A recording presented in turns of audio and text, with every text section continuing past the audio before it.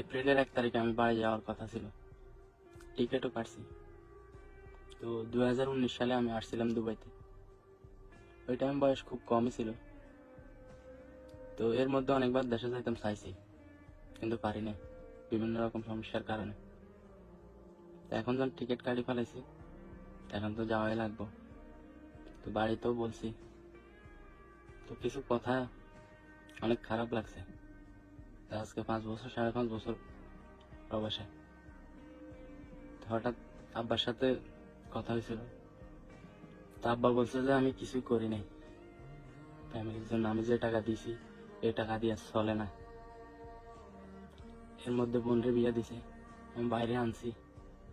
তো এরপর আমি কিছু করি নাই। ঘর বাড়ি সব ঠিক করছে, এরপরেও আমি বলে যে কিছু করি নাই। এর মধ্যে আমি অনেকবার অসুস্থ হয়েছি, দেশে যাইতাম চাইছি, যাইতে দেয় নাই। যাক, এটা আমার কপাল। এই টিকিট আমি যাবো না দেশ।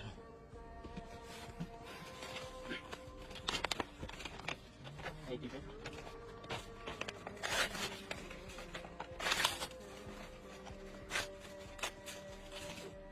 এই পাসপোর্ট